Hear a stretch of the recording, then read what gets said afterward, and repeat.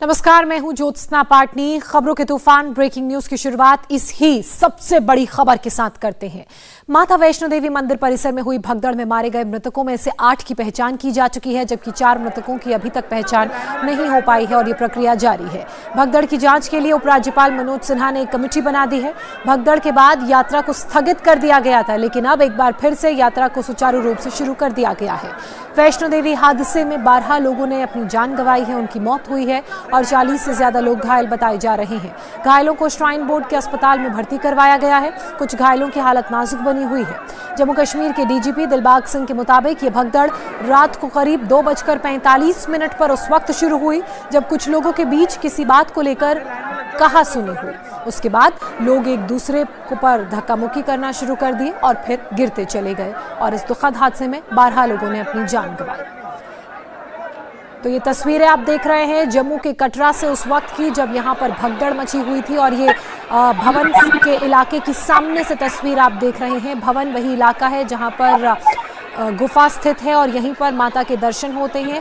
और ये जो ट्रेल आप देख रहे हैं, ट्रैक आप देख रहे हैं, ये 2 वे ट्रैक है और भवन पर आकर ये पतला हो जाता है। ऐसे में यहाँ पर भीड़ ज्यादा आपको पीछे तक नजर आ रही है।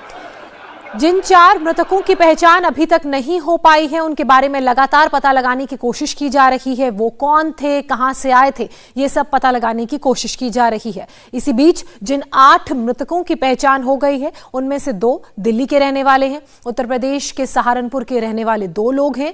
गोरखपुर, गाजियाबाद, झज्जर और राजौरी के एक निवासी बताए जा रहे हैं। तो 12 मृतकों में से अब तक 8 की पहचान हो चुकी है, वहीं 4 की पहचान की जा रही है। दिल्ली के 2 निवासी बताए जा रहे हैं। एक गोरखपुर का निवासी है, एक गाजियाबाद का निवासी है जिसने अपनी जान गंवाई है और एक झज्जर और एक राजौरी यानी कि जम्मू कश्मीर का ही निवासी है।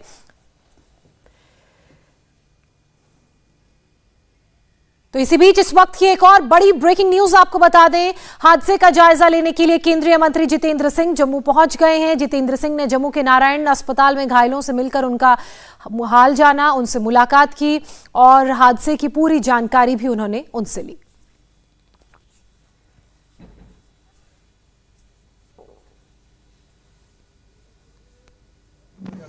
नारायण अस्पताल में है।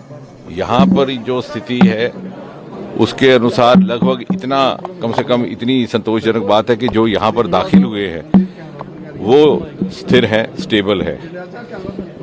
हमारे साथ डॉक्टर जेपी सिंह भी हैं। अभी प्रत्येक इंजर्ड व्यक्ति से मिलना भी हुआ।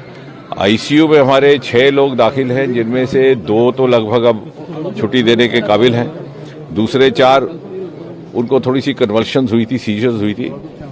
कभी कभी एनॉक्सिया, हिपोक्सिया हो जाता है जब सांस बंद जाता है, क्योंकि एक के ऊपर एक जब वो दब गए तो सांस दबने से उसका इमीडिएट इन्होंने जो इंट्यूबेशन करना था या जो दूसरे इमरजेंसी मेजर्स हैं वो एक्सरसाइज किए। मुझे लगता है धीरे धीरे they also have a good prognosis. कोई ऐसा नहीं लगता कि कोई जान का खतरा उन पर भी हो। उसके अतिरिक्त 4 व्यक्ति कॉमन वार्ड में है, जनरल वार्ड में, वो भी लगभग अब छुट्टी देने के काबिल हो जाएंगे। तो मुझे लगता है कुल मिलाकर के जो दाखिल हुए हैं उनकी स्थिति स्टेबल है। किस तरह की जांच के आदेश जो है आपकी तरफ से दिए गए हैं? जांच तो एक केंद्र शासित प्रदेश की ओर से दी गई है। बाकी हम सारा देख करके एक बार बैठेंगे। मुझे लगता है कुछ और भी डीजी साहब ने भी काफी बंदोबस्त करके रखा था। उसके बावजूद भी यदि इस तरह की स्थिति पैदा हुई है तो क्या और विकल्प हो सकते हैं, क्या और प्रावधान हो सकते हैं जो इंट्रोड्यूस किए जाएं। क्योंकि कुछ एक वर्षों में देखने को मिला है कि न्यू ईयर ईव पर एक ट्रेंड आया है, बहुत बड़ी संख्या में युवा यात्रा करने आते हैं। जो ट्रेडिशनल डेवोटीज थे गुजरे जमाने में, वो अधिकतर त्योहारों के मौसम में आते थे, नवरात्रि के दिनों में, विजयदशमी, दशहरा, दीपावली, संक्रांति।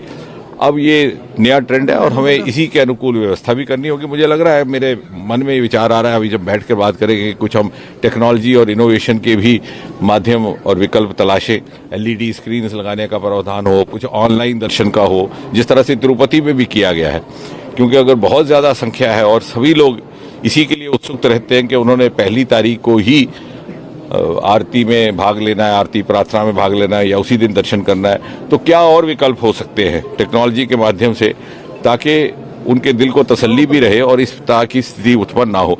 और साथ ही साथ मुझे लगता है कि कुछ एक जागरूकता और काउंसलिंग यात्रियों के मन में भी, क्योंकि कई बार ऐसा भी होता है कि प्रशासन के लिए थोड़ी सी दिक्कत आ जाती है, जो बहुत बड़ी संख्या में उत्साह देखने को मिलता है, तो किस हद तक सख्ती बरती जाए उसकी भी एक सीमा रेखा रहती है। जो शायद अब जो जिनकी जानें चली गई हैं उसकी भरपाई तो कोई नहीं कर सकता, उनके परिवार के जिनके प्रियजन चले गए, परंतु देश के प्रधानमंत्री स्वयं देख रेख कर रहे हैं, पल पल की मॉनिटरिंग कर रहे हैं, प्रत्येक अधिकारी से स्वयं बातचीत कर रहे हैं, व्यवस्था में किस प्रकार सुधार किया जाए उसकी भी चिंता कर रहे हैं। यदि किसी को बाहर शिफ्ट करना हो तो उसके लिए भी पूरी व्यवस्था कर दी गई है। ये अपने में एक सांत्वना का विषय रहता है उन परिवारों के लिए जो शोकग्रस्त हैं। इंडिया टीवी हर वक्त हर जगह डाउनलोड करने के लिए सर्च करें India TV news Google play store या ऐप स्टोर पर।